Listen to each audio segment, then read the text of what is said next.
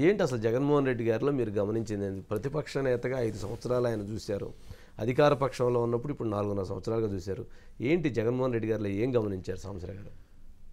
వాస్తవంగా జగన్మోహన్ రెడ్డి గారు ప్రతిపక్ష నాయకుడిగా పనిచేసిన దానికి ఆయన ముఖ్యమంత్రిగా పనిచేసిన దానికి సంబంధం లేదండి. లేదా? అప్పుడు వేరే జగన్మోహన్ రెడ్డి గారు, ఇప్పుడు వేరే జగన్మోహన్ రెడ్డి గారు. అప్పుడు ఆయనే కదా, ఇప్పుడు ఈయనే కదా. అంటే ఆయన ప్రజలకి కనపడింది అప్పుడు వేరు. ఓకే. ఈ రకంగా నేను ధ్వంసం చేస్తాను, విధ్వంసం సృష్టిస్తాను, నా ఇష్టం వచ్చినట్టు పరిపాలన సాగిస్తా, నా ఇష్టం వచ్చినట్టుకే ఈ రాష్ట్రంలో బతికే స్వేచ్ఛని ఇస్తాను అని ఆయన ఆ రోజు చెప్పలా. రాజకీయాలకు అతీతంగా నేను ప్రభుత్వాన్ని నడిపిస్తాను, చంద్రబాబు నాయుడు గారి కనుక ఇంకా మంచి పనులు చేస్తాను, రాష్ట్ర ప్రజలు 30 సంవత్సరాలు నన్ను గుర్తుపెట్టినట్టుగా నేను పరిపాలన చేస్తాను నమ్మించాడు ఆయన. ఓకే. దానికి కొన్ని పథకాలు కావచ్చు, లేదా కొన్ని రిఫార్మ్స్ కావచ్చు, రకరకాల తీసుకొస్తానని చెప్పాడు.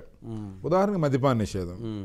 మద్యపాన నిషేధం చేస్తానన్నాడు. దశల వారీగా దాన్ని చేసి 4 సంవత్సరాల్లో దాన్ని పూర్తి చేసి మద్యపాన నిషేధం చేసి నేను ఓట్లు అడుగుతా అన్నాడు. వందల మీటింగ్లో చెప్పాడు. మరి ఈరోజు ప్రతిపక్ష నాయకుడిగా ఉన్న జగన్మోహన్ రెడ్డి గారేమో అది చెబుతాడు, ముఖ్యమంత్రిగా ఉన్న జగన్మోహన్ రెడ్డి ఏం చేస్తాడు? ఊరూరు ప్రభుత్వం షాపులు పెడతాడు, ప్రభుత్వంతో మద్యం వ్యాపారం చేపిస్తాడు, 60 రూపాయల క్వార్టర్ బాటిల్ 180 రూపాయలకు అమ్ముతాడు. దీంట్లో మళ్ళా కొన్ని సంస్థలకే ఇస్తాడు. ఏది? ఆర్డర్స్. తయారు చేసేది వాళ్ళే, సరఫరా చేసేది వాళ్ళే, అమ్మించేది ప్రభుత్వ వ్యవస్థతో, దాంట్లోంచి డబ్బులు ఎక్స్ట్రాక్ట్ చేసేది. ఈరోజు ప్రభుత్వాన్ని మద్యం అమ్మకాల ద్వారా నడిపిస్తూ ఉన్నాడు.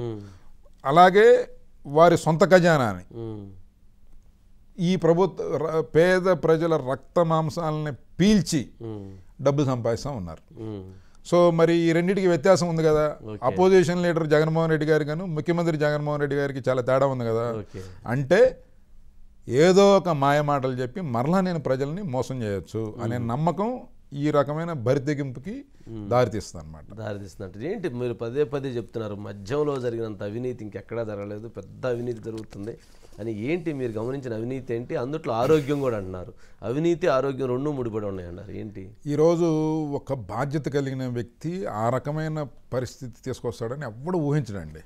వాస్తవంగా ఇంకా రాష్ట్రంలో చాలామందికి తెలియని అంశం ఏంటంటే, ఇది ఒక మొత్తం భారతదేశ పొలిటికల్ హిస్టరీలోనే అతిపెద్ద స్కామ్, లిక్కర్ స్కామ్. గత 5 సంవత్సరాలుగా ప్రభుత్వ పాలసీ ద్వారా, ప్రభుత్వ మద్యం పాలసీ ద్వారా ఇంత పెద్ద స్కామ్కి తెరలేపిన వ్యక్తి నిస్సిగ్గుగా ప్రజల ఆరోగ్యాలతో ఆటలాడుతూ చేసిన పరిస్థితి ఇంకెక్కడ ఉండుండదండి స్వతంత్ర భారతదేశంలో.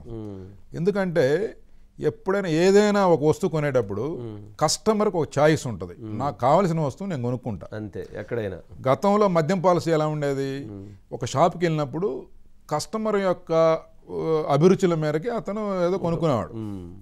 కానీ ఇప్పుడు అట్లా కాదు, సప్లయర్ చాయిస్. అంటే నేను సరఫరా చేసిన వస్తువుల్లో నువ్వేదో ఒకటి కొనుక్కోవాలి, నీకు ఇష్టం వచ్చింది నా దగ్గర ఉండదు.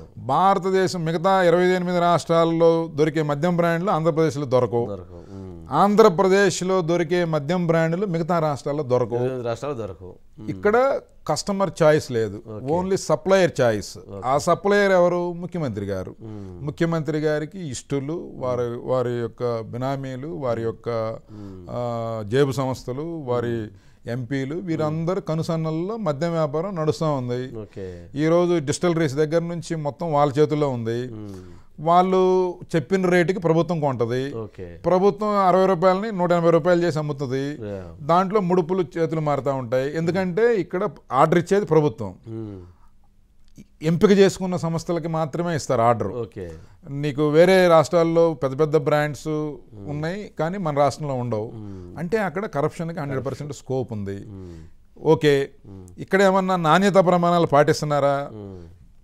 తయారు చేసేది ఆయనే, అమ్మేది ఆయనే, దాన్ని పరీక్షించేది ఆయనే, నాణ్యతని సర్టిఫై చేసేది ఆయనే.